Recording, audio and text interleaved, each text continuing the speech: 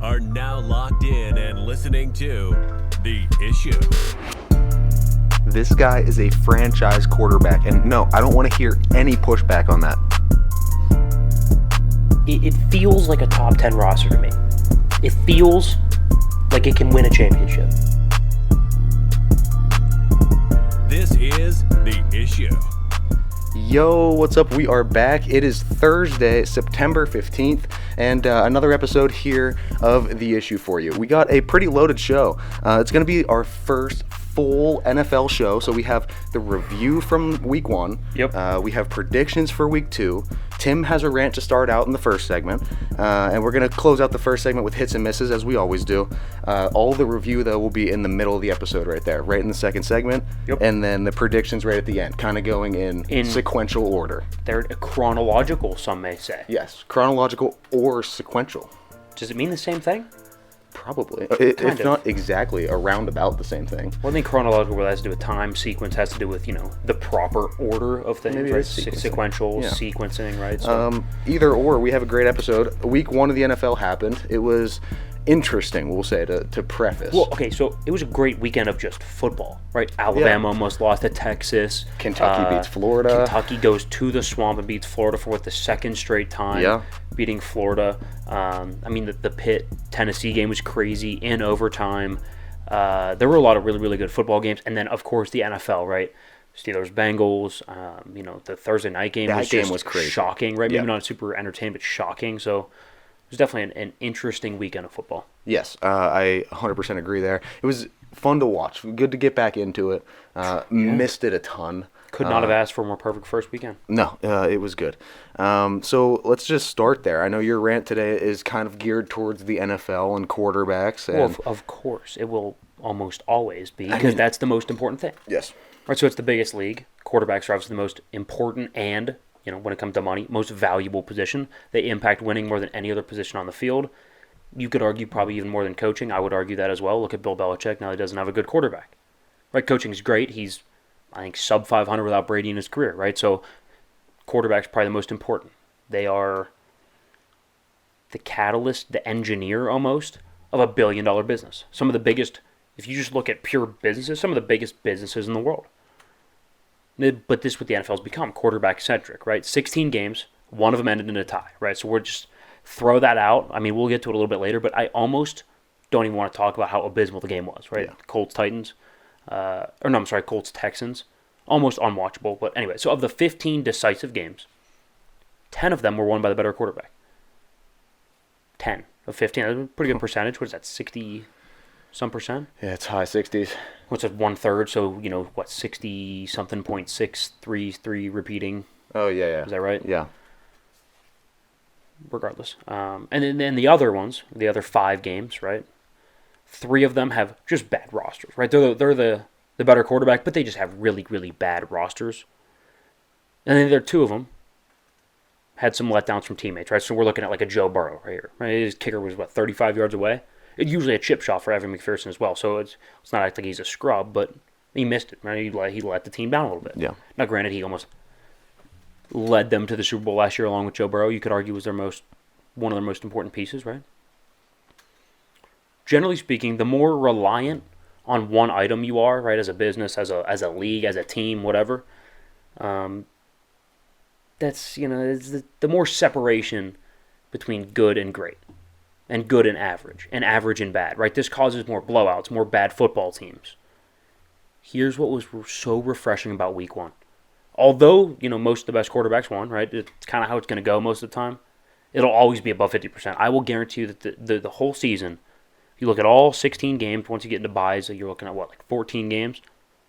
Over half of them will be won by the better quarterback. But, although most of them won, games were all over the places. I mean, defenses were humming around. We only had 4 teams score above 30 points. 2 of them were in the same game, the Eagles and Lions. Right? That's refreshing. That's good offensive football. Right? That's exciting. Sprinkled in with some great defensive play. I mean, Minka Fitzpatrick, pick 6, blocks the game-winning extra point. Incredible. He's a safety. One of the probably least valuable, if you look at it, positions. Minka's clearly not. But as a position generally, he's a safety. And he almost won a football game for you, right? That's how the game should be. There should be multiple ways to win, not just you have the best quarterback. If not, tough. Good luck. It's an uphill battle. There should be multiple ways to win. We saw. I mean, the Giants had no business beating the Texans, none whatsoever. Saquon Barkley had a good game because they ran the football, established the run, and on play action, Daniel Jones had defined reads, was able to make the correct throws, get them to be third and manageable, and convert most of the time. That's kind of how the game goes.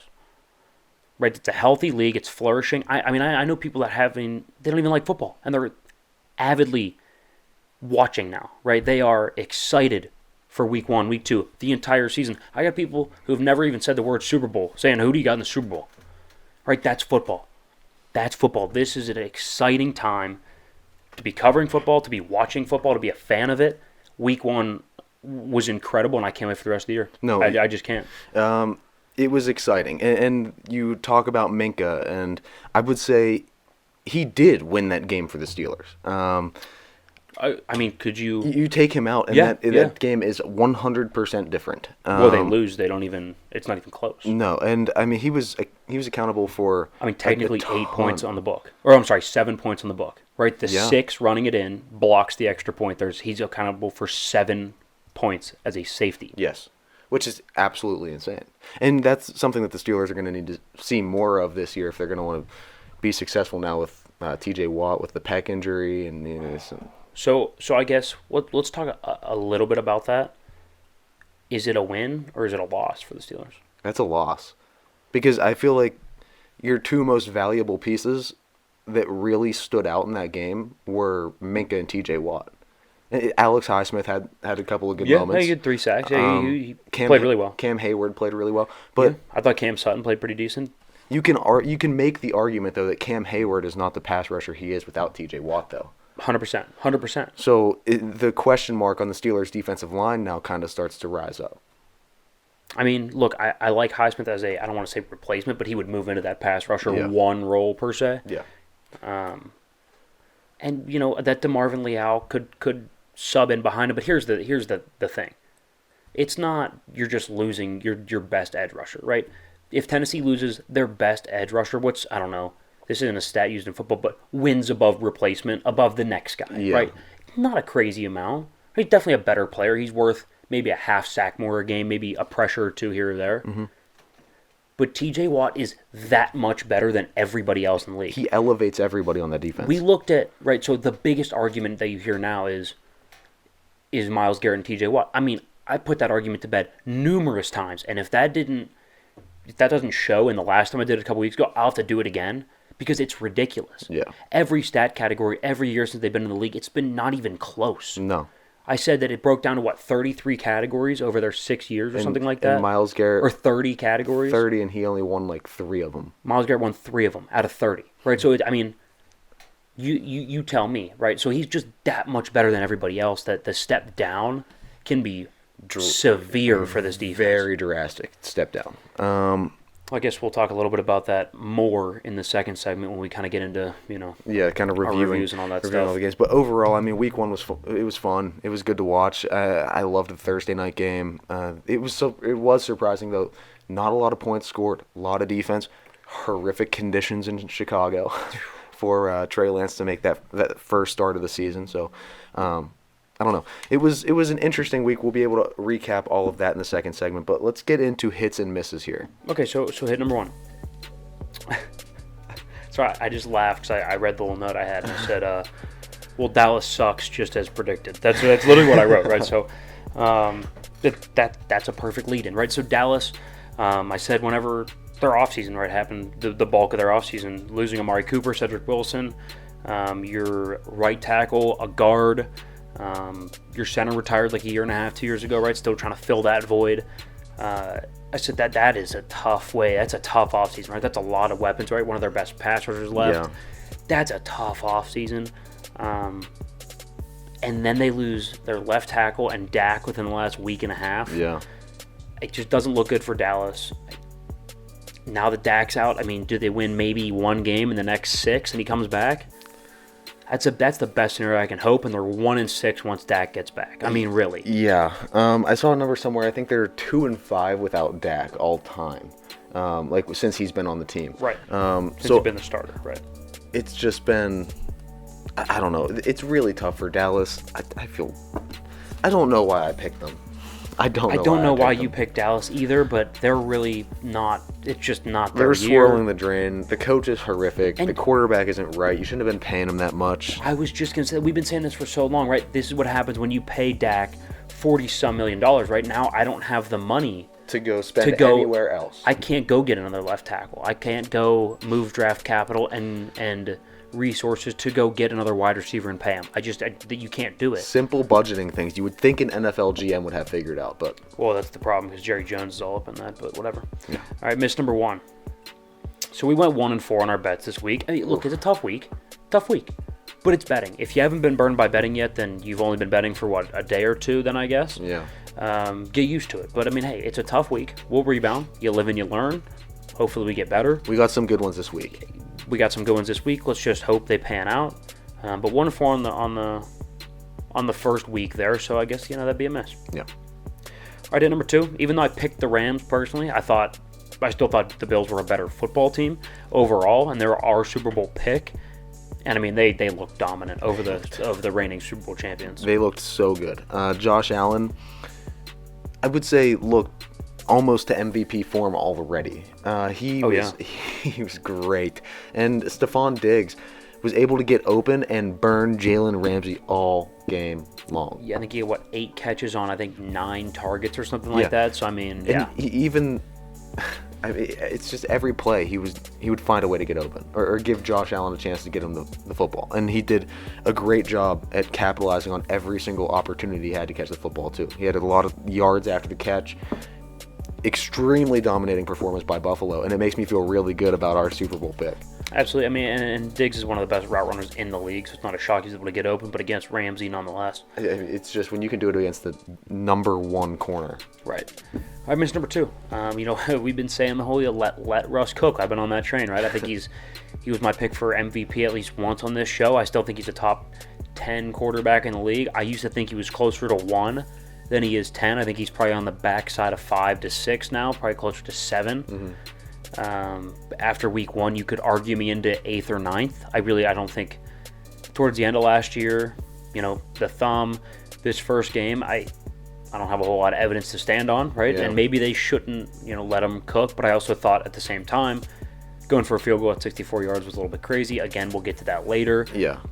But Russ just looked a little bit uncomfortable to start, I think. Mm-hmm. And I think, I don't know if it gets to him because he is, an NFL quarterback. So how much does the crowd noise really get to you? But when you get booed by the city you played for the past however many years, and you jog back out there and they boo you. It's a tough Tuesday morning for Russ. Yeah, might have gotten his head a little bit. We'll see how it goes. Maybe, I don't know. They didn't look great. Yeah, they just looked choppy. Everything looked difficult. The coaching looked bad. We'll get to the in-depth stuff later, right. But overall, not good. I'm drinking water a lot, but my voice is on the fritz a little bit. Went to the Pitt game and screamed my head off like normal. That'll do that to you. Avid Pitt fan, but anyway, Pitt football was tough loss. Okay, moving on. Just had to throw that in there. Hit number 3. We picked the Raiders for last because, well, they don't have the offensive line and they don't have the secondary to keep up with the really, really good teams in the AFC, especially even in their own division. Yeah. Derek Carr ran for his life and Justin Herbert had a really good football game. Well, yeah, it's kind of what you'd expect from the Raiders, right? Derek Carr's running for his life, which forced him to have 3 interceptions, just getting the ball out earlier than he wanted to. Mm-hmm. Before some guys might have been open or out of the break, and he had to throw it, anticipated a little bit too much. Yeah, got himself into some trouble. But I think it starts up front, and the secondary can't even bail him out with a turnover or anything like that. So It's not a good look, and that's why they were picked last, even though some people thought it was understating some of their talent. Hey, look, we got a lot of hate comments because of that, because of putting the Raiders at last. But when you're in a division like that, I mean, honestly, I could see after week 1, based off of how everybody looked, I could see the Broncos and the Raiders down there a little bit. I mean, yeah, if we're just basing on week 1, you'd have to. I mean, it just looked choppy. The coaching looked non-existent in some of these games. They're 2 not first-time head coaches. McDaniels has been one before, but first time with this team, with this group, with this unit, first time being a head coach in a while. Sure, it's going to take some time to gel, but And then Hackett, obviously, right? It's going to take a little bit, so we'll see. We'll see how it ends up panning out. yeah. All right, Mr. Number 3. Luke, here you go. Yeah. You I took lost. the L, and you should hold this L in this week's predictions. I've been holding it all off season, so I got plenty of built up, I guess, anger towards you for beating me Should we last put it year. on now? Should we? No. We have something. No, in the we have second a segment. plan. We got to stick to the plan. Yeah. Long story short, I lost in predictions this week. Tough week 1 to get started. And you started with a win on Thursday night. I did. And you couldn't salvage it. I only needed 1 of 2, and it looked promising for Jacksonville for a while, and then it kind of fell through at the end. Got to pick the better quarterback. Yeah, I don't know. I mean, I think if we're picking better quarterbacks, Trevor Lawrence is that. Maybe not yet. Not yet. Potential. Potential. But Higher ceiling. right now, my man's Carson Wentz I don't know. went and did it to you. It doesn't feel good. Like, Look, hey, so- this is the first time I'm losing in this game. Right, and we'll get to that again in the segment. We keep saying that, but we'll get into all these games. But I mean, we saw a little bit of everything that Wentz is. Yeah. Super athletic, can make the big play, but is also going to make a A couple mistakes. 2 to here. 3 throws over average, right? So if average, like you have maybe an average NFL quarterback has 4 throws that they would like back. Yeah. Carson's going to give you about 7 to 8 throws a game. We were just like, oh, that's so not a good decision. Like, why would you do that? And I mean, he threw 2 picks, back-to-back drives in that game. So I mean, you saw a little bit of what everything that Wentz is: athletic, big arm, mobile, can make the big play, but is going to make a couple throws more than most that you don't understand. You'll never coach out of them, but it's partially why I love him, partially why I picked him to beat the Jags. It just doesn't feel good to lose week 1 like that in predictions. But we're going to be climbing out of a hole this week. I'll get you. We'll be 1-1. I can at least hope. But, I mean, We'll see. It can only go up from here for me. There you go. So, we'll get into All that. right. Yeah, so, I mean, without further ado, we've been saying, let's go in the second segment. The We'll talk second about this. segment's going to be good. Well, then, it's coming up then. Enough talking about it. Let's just go for it. Yeah, let's go. All the review from week 1 of the NFL coming up next in the second segment. Don't go anywhere. All right, we are back. Second segment, the issue. It's Thursday. We got football later tonight. We got Chargers Chiefs later. That'll be a good one. Yeah, we'll get into our predictions. Obviously, in the third segment, right? A couple interesting games. Pats, Steelers, going to be interesting this coming weekend. But before we move on, let's kind of look back on some of the games from this past week of football, Kinda right? do- Thursday all the way through Monday night. And we're going to talk a little bit about every single game. We got some that are more important, right? I don't really care a whole lot about the Ravens going and beating up Joe Flacco and the Jets. No, it's kind of expected. Doesn't interest me. It was Yeah. kind of expected, by the way. Right. So, yeah, it'll be good. Give us a chance to review our picks, kind of, more in depth where we were right and wrong last week. Right. And go over some of the bigger things, bigger storylines, and things that we want to cover in the NFL. So let's get into that. Let's go over last week. So some of the big things that stood out, the Thursday night game, right? First of all, I picked the Rams. You did call the Bills, right? But I don't think it would have shocked anybody if the Bills won. If the Rams won. If you think about the Rams, they have better guys. It's just the depth isn't there right now because they're paying so many top guys. Yeah. You get an injury here, here and there, and next thing you know, you're starting a couple backups, right? Andrew Whitworth retires. Now you have 2 backups on your offensive line.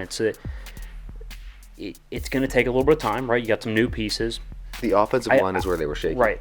And here's the thing. I feel the same as I do about the Rams right now as I did about Buffalo last year after week 1. Right, so if you remember back to last year, Buffalo played Pittsburgh week 1. Buffalo had a couple new pieces on the offensive line. They were still working in some new starters on defense. They were kind of figuring out their identity. And it was a really bad matchup, right? Their offensive line was their weak point. They were still working on it. And they got the Steelers week 1 with TJ Watt, Alex Highsmith, right?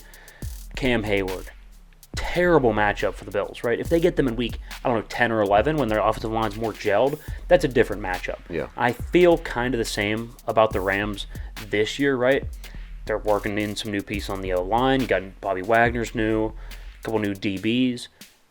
And you got the Bills, right, who have a really, really good pass rush and they're going to be able to exploit your weakness, right? So I don't think it's the end of the world. Deep breath, Rams fans. I think they'll be fine. But it wasn't pretty. It wasn't pretty. Got it nonetheless. I mean, you still have like top talent almost everywhere when you look around and compare it to what's in the NFL. Yeah. So the Rams definitely, they're not in any trouble. They kind of had. It's the Super Bowl hangover, is what it is. Maybe, that's why. maybe That's one of it's one of the reasons why I predicted it. You know, you can't expect them to come out and just run the table and go 17-0. There's nothing that's going to happen. Just because they won the Super Bowl the previous year. I do like the Rams. I think they're going to be really good. But when it comes down to Josh Allen and the Bills, I just like them better.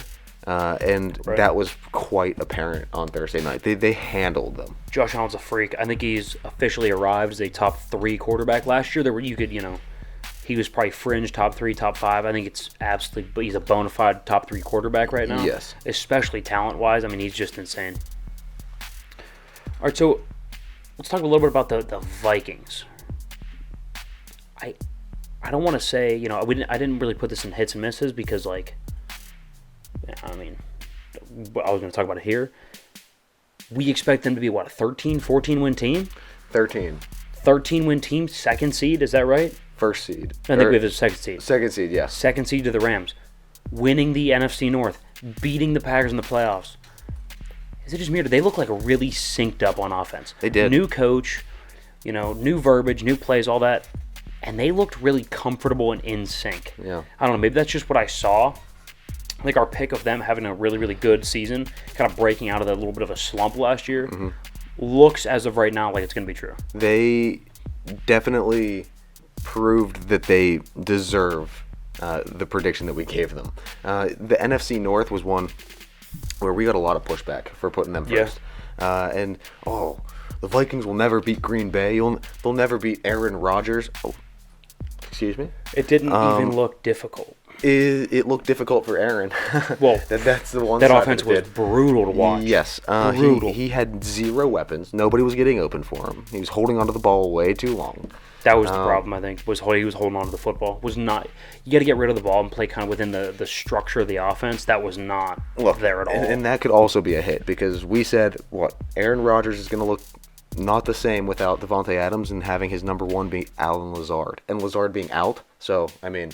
Right, it's a tough side. I don't even think they have a 2 on the roster. They don't. It's a lot of 3s and 4s. Well, Lazard was like a maybe end 2. At best a 2. A low end best 2. A 2, right. So you already were starting from the floor, and it just hasn't moved up. Yeah, no, I agree. We kind of touched on this a little bit. Hit number 1, Dallas is in big trouble. I mean, they are in. This is bad. They're right? swirling the drain. So now, I don't think it's crazy. Now, people are going to... I might be overreacting a little bit. People might say I am. Is it crazy to think they might have the worst roster in the division now? Is it... Right, so knowing that right, there's different classes in high school, college, weighted differently, right? Knowing that quarterback is weighted so heavily, as well as offensive line, and especially left tackle, and you now don't have both of them, and then the third most valuable is edge rusher. They lost their best one. And then fourth most valuable is probably wide receiver, and they lost 2 of their top 3. Yeah. So is it crazy to think that that's the worst roster in the division? No. I don't think so, because the Eagles are pretty good. The only one that I would struggle with would be New York. Right. I think it's close, but I think I'd take New York right now. And now I don't love Daniel Jones, but he's going to be better than whoever's the backup. Probably. Right. And at least they have a left tackle that he may not be an A+, but he's not a backup either. Honestly, I like Saquon Barkley more than Zeke. So. Oh, absolutely. That's not even close. And I think their weapons on the outside are better in New York as well. I mean, it's an interesting... And at least Dable is clever and young and progressive on offense. So you think... I think they might have the worst roster right now in the division. Cowboys are in trouble. I think Russ, whenever... I think there's a fire in Denver. So here's he may have started it. Again, it didn't look easy. It just looked too choppy to have that many weapons and to have a good offensive line. Not great, but good. 2 good backs. Look. A good defense that held Seattle to only 17 points. it just looked difficult. It looked choppy. They didn't look in rhythm. Now, granted, it's week 1. Aaron and the Packers got blown out by, 35 against Jameis and the Saints, right? So, deep breath, it's week 1. I don't know, is it efficiency? I think it's efficiency. They need to find a way to get more positive yardage plays as opposed to 1-2 yards, if not behind the line of scrimmage. I think they need to get more positive plays. Sure. The thing that really stuck out to me. Stuck's not a word? No. Okay, we'll go with stuck. No, it's definitely stuck. Stuck, yeah. But that doesn't sound right. It doesn't flow. No, it doesn't. It's sticked. But It's sticked out. Either way, the Broncos just looked. So when you go and you make the move and you sign a veteran quarterback like Russell Wilson, and you pay him all that money, you bring it $260 million to Russ. Yep. And it's All the fourth draft capital. and it's 4th down and 5 with 20 seconds left in the game. And you instead elect to kick a 64-yard field goal and leave the quarterback that you just spent all that money on for a situation similar to this to sit on the bench and watch. Brandon Staley would have went for it if it was on their own 10 and he had Herbert. I mean, I just don't get it. How in the right... If you are an NFL coach... That's bad. I agree it's bad. And you need to score... First of all, how do you let the time run from 50 seconds? They ran it down to 20 seconds without taking a timeout. They actually physically huddled up. Who huddles up in a 2-minute drive? Have you ever seen a huddle in a 2-minute drill? I agree with you. It's ridiculous. I agree with you. It's bad. I mean, if anything, this just points to the possible incompetence of Nathaniel Hackett. That was the biggest egregious coaching mistake of the week in the NFL. There you go. I agree. So let's finish up with Pittsburgh. Thinking about the game against Cincinnati, right? It was crazy. The offense looked pretty anemic. Defense looked really good, right? Yeah. I think anybody who saw the game, who can even look at the box score, can kind of figure that out, right? Mitch didn't do nothing special, right? Just kind of what we expected from Mitch Trubisky. Keep it within the white lines. Don't turn the ball over. He did not impress. I do have to say, him not turning the ball over is good. I mean, he did absolutely the bare minimum. Sure. You know what doesn't impress me, though? That Chase Claypool was our leading rusher for 6 carries for 36 yards. Yeah, that is... that's not good. Najee had no holes to run through at all. That offensive line is, I would say, worse in football. It really looks like it. It's probably bottom 6, I would say. You could maybe bottom 5. Yeah. Maybe even closer to bottom 3. I mean, it's really, really bad. They can't generate any sort of a run block. They're not opening any holes. And then at the same time, they can't pass set either. I mean, whoever's going to be throwing the ball, whether it's Kenny Pickett, whether it's Mitch Trubisky, whether it's Mason Rudolph, whether it's some guy that we signed from a tailgate. Right. I mean, nobody's going to have time to throw the ball. But just a weird game. I've never seen it come down to a long snapper as the one key piece of the team that that you miss. It happens. So here's also another bit from the defensive side that I'm impressed with that doesn't necessarily show up if you watched it, right? But then you look back and you're like, yeah, that makes sense.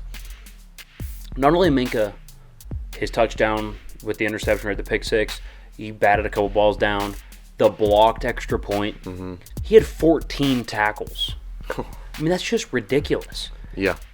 And here's what also makes me happy is Miles Jack, the big addition from Jacksonville. He had 10 tackles. Right, so those are your 2 leading tacklers.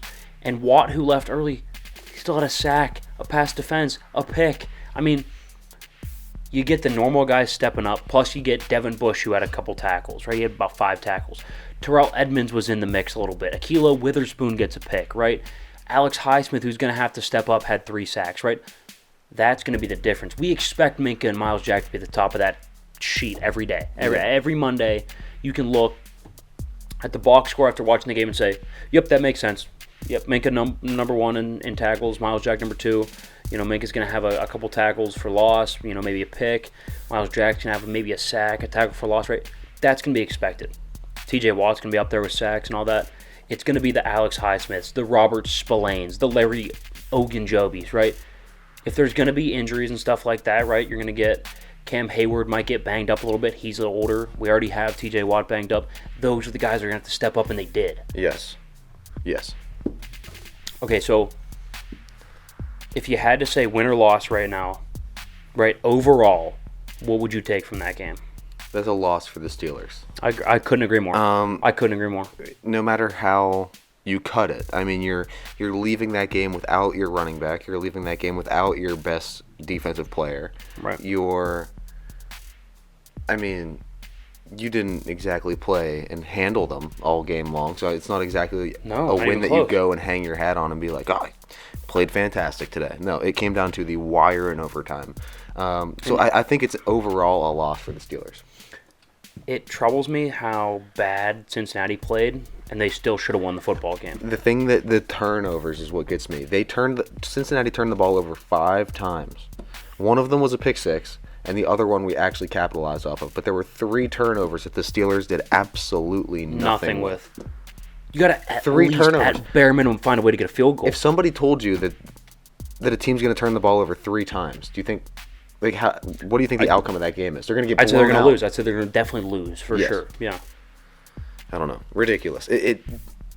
I can't believe that they messed up that many times. And the Steelers still couldn't capitalize that many times. Enough to the point where it had to come down to a last-second field goal from Boswell. Which, thank God for Boswell, by the way. Oh, my God, yeah. That dude is fantastic. Yeah. And people were crapping on him for missing the, the 54-yarder. Is that expected of him now? I guess so. In windy Cincinnati? Kicking is that, something that we're, going to crush him for not hitting? The one that hit off the post? Are you crazy? I think I've seen enough of one game is enough for me of Mitch. I think you're going to have to play absolutely perfect football just to give yourself a chance to win with Mitch Trubisky. Yeah. You're not going to always play perfect football. Your defense is not always going to give you 5 extra possessions. You're going to run into a lot of trouble. I worry a lot about that. I mean, it looks like Chicago with Mitch Trubisky a couple years ago. So exactly, it exactly does. Let's kind of go over just all the other games that happened briefly. Some of the ones that didn't stand out as much, like the Saints and Falcons, for example, right? Saints end up getting the win 27-26 on a blocked field goal to end it, I think from about 50 yards or something like that. Mm-hmm. They started a little bit slow, had 17 points in the fourth quarter. That's kind of what they're capable of, right? Like I said, for Jameis. In spurts, I think he's great. If I have to bet on him for 17 games, let alone just 4 quarters. For a sustained period of time, yeah. I worry about that, right? So slow in the first half, yep. But still has that explosive ability. I didn't think Mariota looked terrible. No. He's shifty. Not a beautiful throw of the football, but he'll get it to where it needs to go, and he's a little bit shifty. If he can stay healthy, I'm not saying he's a good quarterback. We could be somewhere in that 20th range, which could be worse, I guess. Yeah. Bears and Niners in an absolute downpour, which was almost a disgrace to football. The Bears somehow win 19-10. Look, Trey Lance just needs to complete more passes. And now, granted, could it be the conditions? Maybe. But that's been the knock on him, is accuracy and getting the ball where it needs to go, when it needs to be there, the timing and the rhythm. Mm-hmm. He's got the big arm to get it downfield. Can he make the 6-yard out route on first down to stay on schedule? And so far, he hasn't been able to do that consistently. No. Actually, an interesting game here. The Eagles and the Lions. That one, a lot of points. A lot of offense. I almost forgot. Where's that? Oh, man. I forgot, too. Here it is. So, by the way, he lost in picks. Whoever loses this upcoming season has to wear a tiara. While we go over these, we totally forgot there when we started, right? It's all good. Sorry, we only missed a couple games. While we go over these games. So, how's she look? Good. Interesting, to say the least. All right. Fitting for somebody that couldn't pick enough games correctly. I was thinking about the name when I thought of this. I did not think of myself wearing it first when I brought the idea up. It was your idea completely. I was going to say we should call it the Picks Princess of the Week. There you go. Yeah, you're a little princess. Yeah. All right. Next game, Lions, Eagles. We both took the Eagles, and they won. They won quite resoundingly, right? So they got up big, and then kind of some garbage time points there from the Lions. Dolphins, Pats. We both picked the Dolphins. The Pat offense is just anemic. There's nothing redeeming about that offense. It's just point-blank bad. Same thing goes with the Jets without Zach Wilson. So now we have the Ravens. They absolutely smacked the Jets because it's Joe Flacco As starting expected. at quarterback. I mean, it's Joe Flacco. You look so great at I know. I just know it's there, and I can't think anymore. that. Okay, so another one. Here's kind of the reason he's wearing it is because his beloved Jacksonville Jaguars did not beat my Washington Commanders because Carson Wentz at this stage is a better quarterback. Jahan Dotson showed up big, the rookie out of Penn State. He showed up big for Washington. How does it feel to be let down by T-Law? I thought I had it, and well, I don't know. I was up and down because I was kind of keeping track of what they were doing as I was watching the Steeler game, and I saw the points being scored, and then they went up, and I was like, oh, here we go, fourth quarter, they got a lead.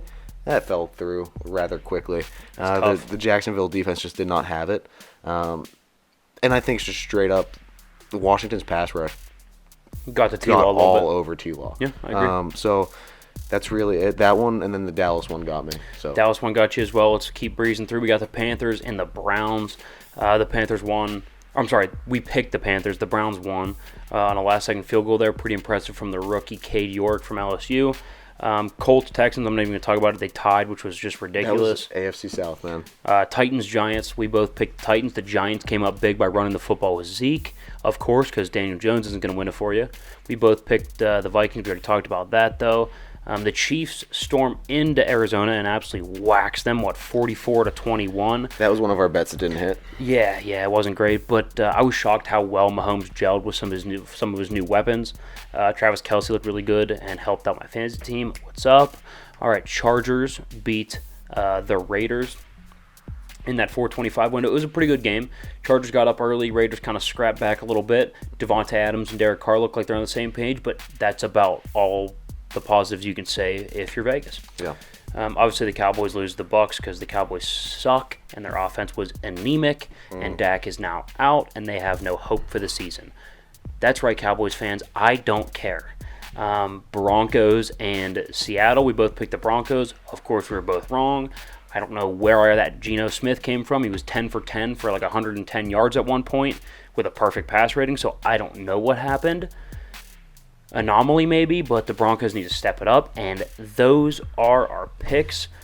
Well, I guess our review of our picks from last week. I, of course, won. I'm 1-0. As you can see, Tiara Boy over here is 0-1. And come back to see who will probably win this upcoming week when we pick in the third segment.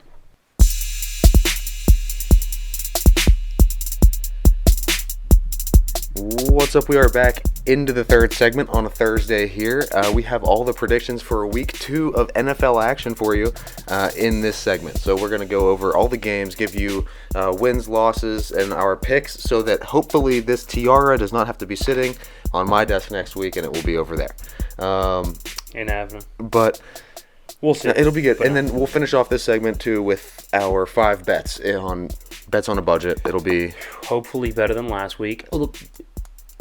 I think it will be. It's hard to get much worse than we were. And there's some interesting lines this week. There are some. There's like 3 lines that are over 10. San Fran at -10 is a little crazy, huh? I don't know. I mean, I just think there's a lot of money out there to be made this week. That's a lot of points. There's a lot of money to be made this week. That's a lot of points. In the NFL, I never understand when people go and take NFL teams to lose by 10, 12, 13 points sometimes. It just doesn't happen. Like, what is it? Like 80% of the games are decided by like 3 points? Let me see how many games were decided outside of one possession last week. So we had 1, 2, 3, 4, 5, 6, only 7. Of the 16. 7 of 16 games. Okay, so under 50%. Under 50%. I think that's relatively high though. And then there were a couple on that, right? For example, the Bears and Niners is a prime example, right? That was a closer game than the score indicated. It was 19-10. It was a closer game than 19-10. So. Yeah, I mean, they were playing pretty tight until garbage time, and, the field is underwater. So let's get going. We have our predictions for week 2 of the NFL. Let's go. All right, so we got Chargers at the Chiefs.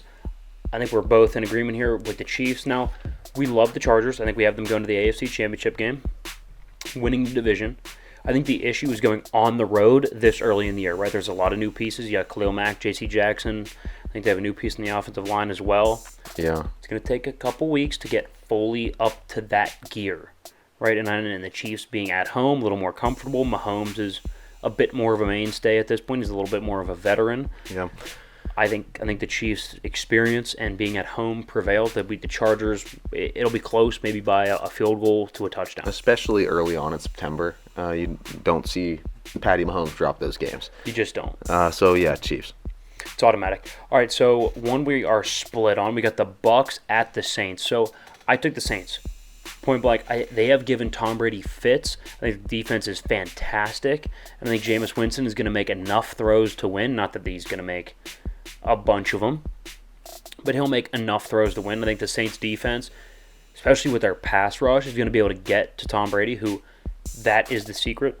Got to come up the middle and get pass rush. And I think the Saints are going to be able to do it. I'll take the Saints at home to win and cover. Look, I like the Bucs.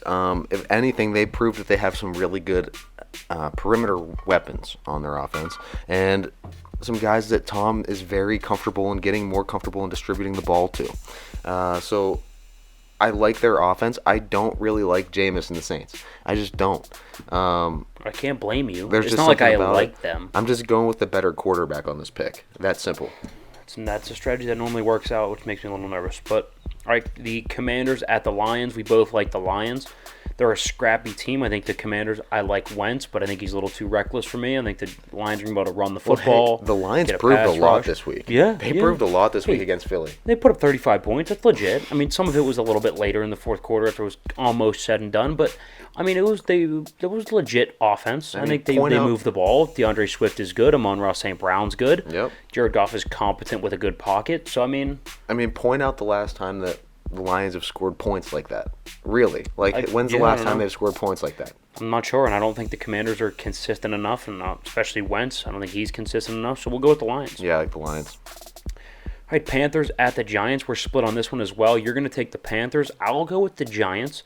That Panthers offensive line is a big concern for me. That's a big takeaway from that game was that, their offensive line's bad, and Baker's going to be running for his life, and we know without a clean pocket, Baker's numbers drop off significantly.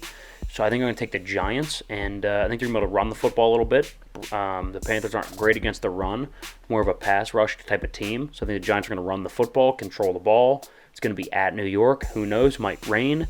I'll take the Giants over the Panthers in a close one. For my mental health and sanity, I will not be able to put that trust into Daniel Jones this week, is really what it comes down to for me. New York, we were talking about a little earlier, their roster isn't bad. It's not utterly horrific. It's not terrible. My issue is that they don't have a unit that stands out. They're super average to below average everywhere, but they're not terrible. Just across anywhere. the board, yeah. Right. No, I like the Panthers this week. As simple as that. I think Baker's going to do something enough to win. Not anything crazy, but he'll do enough to win against Daniel Jones and the Giants. That's fair. All right, we'll go Seahawks at the 49ers in San Francisco. I'm going to take the Niners. I think the line's a little crazy at -10, but I'm going to take the Niners over the Seahawks. Now, I'm not saying that it was a fluke this past Monday, but I mean, am I relying on Geno Smith to do that? No. Yeah, exactly. And No. now, granted, I'm not saying that Trey Lance is a stud. There's more talent there, and there's more talent around him, so we'll go with the Niners. And I'm assuming they're not going to be playing in a swimming pool this week, which will be nice. That's a pretty safe assumption, I think. All right, Falcons at the Rams. I think we're both going to go Rams. They bounce back. Good teams, when they're humiliated, especially on national television, usually bounce back pretty strong. Also, being at home, I like that. We'll both take the Rams to beat the Falcons. We'll probably clear that up pretty quickly. Dolphins at the Ravens. I think we both like the Ravens here. Yeah. Dolphins are good. I don't think they have enough physicality, and they don't run the football well enough yet. I mean, last week, we heard all about this Mike Daniel offense, running the football. They did not run as effectively as they needed to. I know it's, New England, and they're not easy to run on. You got to find a way, especially with Tua. He can't be dropping back 30 to 35 times. Got to be more like 25 times. Well, especially when you're playing an offense as dynamic as the Ravens. I mean, Lamar can take off on you for like 50, or he'll throw on you for like 30, 35, 40 yards down the field, or they'll just hand it off, and that insane offensive line will just gash holes. Yep. And, that's really just what I think the game's going to come down to this week. We got Ravens. Yep, we'll both take the Ravens. Pats at the Steelers. We both like the Steelers, which is kind of crazy that they're 2-point dogs at home against an anemic offense. But yeah, I think the Steelers. The Patriots, at least the Steelers can move the ball a little bit. I mean, the Patriots, that looked utterly horrific, scoring 7 points. So we'll both take the Steelers there. Yep. Okay, one we're split on as well. The Colts and the Jags. I'll go with the Jags, them being at home.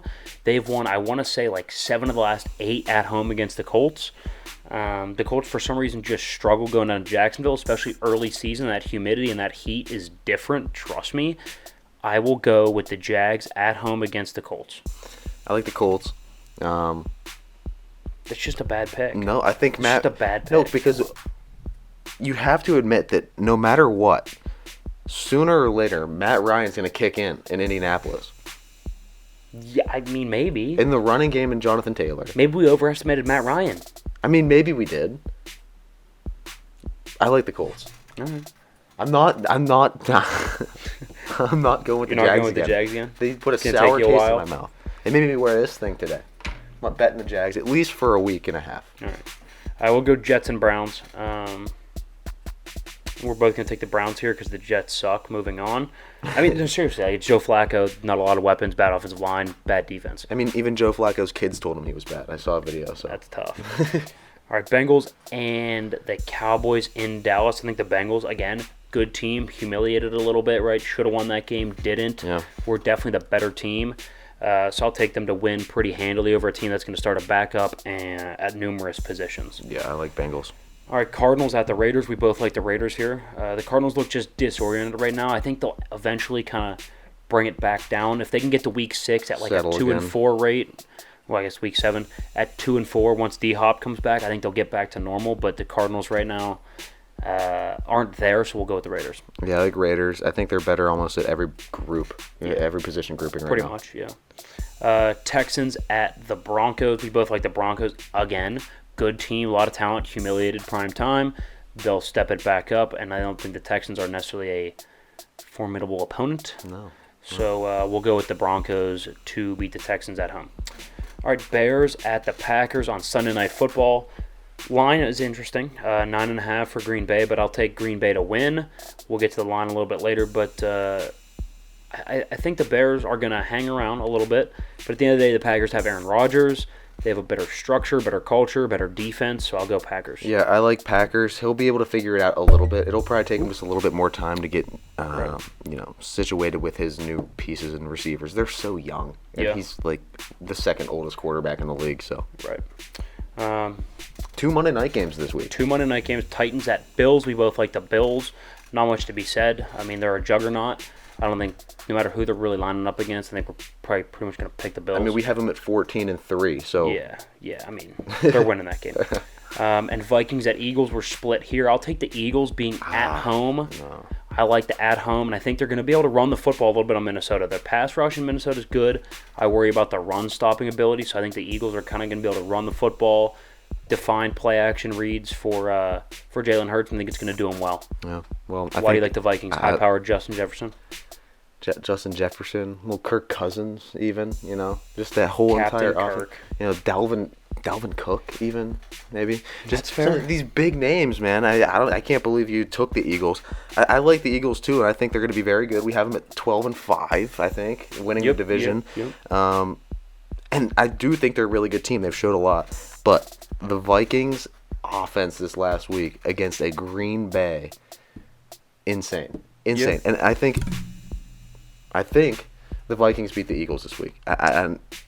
Yeah, that's fair. I think Kirk Cousins shows out. I think Jalen Hurts looks a little bit lackluster against the Vikings secondary and pass rush. So I'm not we going shall to say see. there's not a chance. I just think the defined reads will be good for Hurts. But all right, enough talk about that. Let's get into hopefully making some money. All right, let's go. Bets on a budget. Week 2 of the NFL. We got 5 really good bets this week. Feeling good about them. They are there's a lot of money to be made. I said it earlier in the show. There's a lot of money to be made in the NFL this week. So check those spreads because there's some big ones. But these 5 really stood out. We're just hoping to get a win this week, right? 3-2 obviously would be a win. We went 1-4 last week. Not happy about it. Hoping to get on the plus side here, and I guess our bet from a bet standpoint, we're 0-1. Yeah. Hoping to get back to 500 and get to 1-1. So let's start off. Let's go Seattle plus 10 at San Francisco. So that's a big number for a division game. When San Fran showed no evidence of them being a good football team. I mean, let's not act like the Bears are some juggernaut here. No. And they lost by 2 possessions. So I mean, granted, again, it was a late score. In the rain, it's a monsoon. The field was almost unplayable. But Chicago played in that too, okay? It's not like it was only wet for San Francisco's offense, right? Yeah. It was like that all game, and you lost. You lost. Trey Lance isn't accurate enough. He's not on time and on rhythm enough with the offense. I don't think they ran the football enough.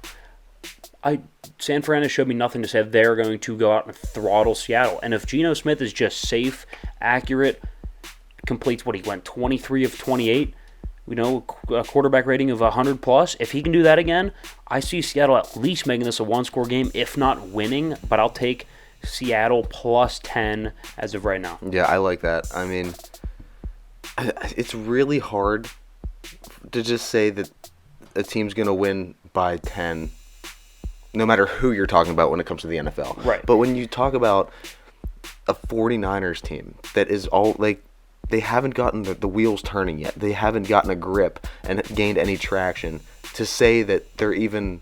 I don't care if they played the Jets. I wouldn't take a minus 10. Yeah. No, I agree. Okay, let's go with the Jags plus 4 at home against the Colts. Right. So the Jags again have won a lot of games at home against Indianapolis. Indy struggles down there.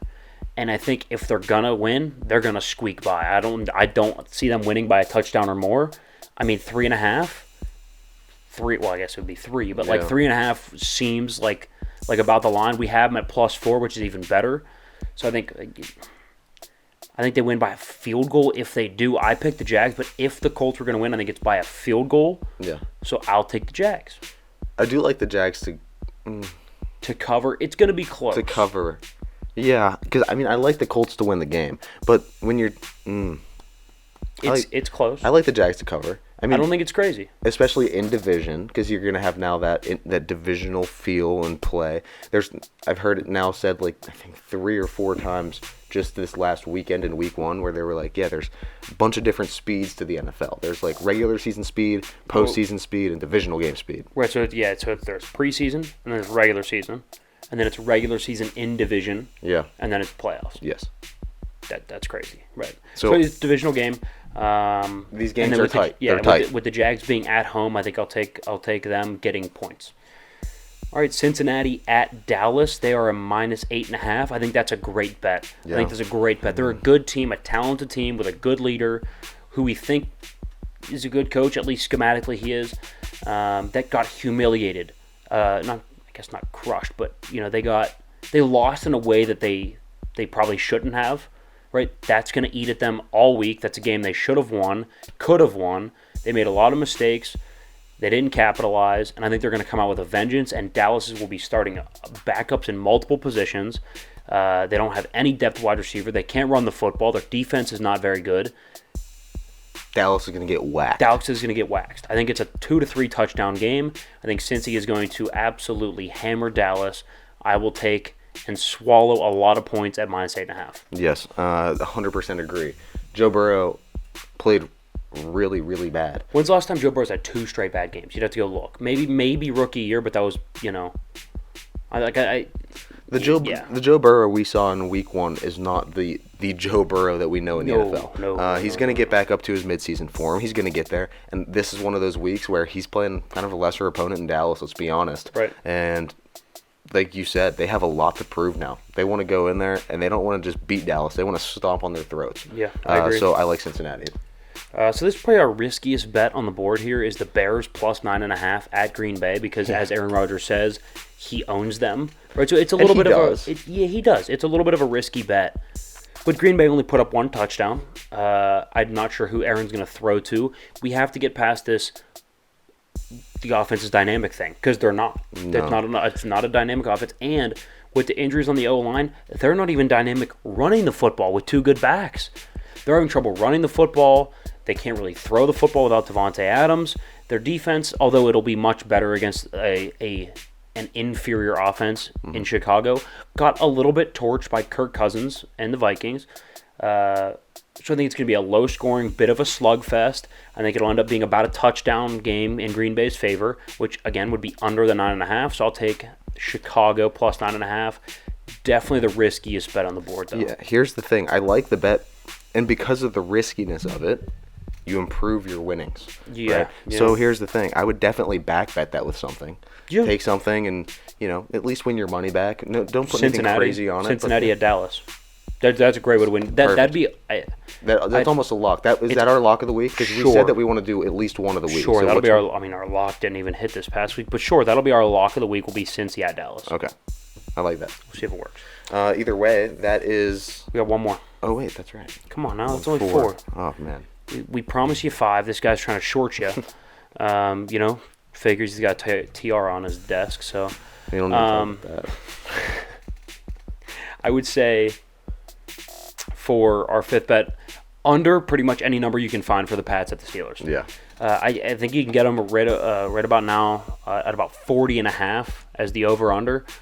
I'd take anything under, I would say, I guess, any number 38.5 and over, I would absolutely jump on if I was a bettor for that game, and I would hammer the under. I think that's pretty much a no-brainer. Both the offenses are bad. Both the defenses are pretty competent. Steelers being a much better defense, but Bill Belichick on the other sideline. So definitely going to be a low-scoring game. I'll hammer the under and feel pretty good about it.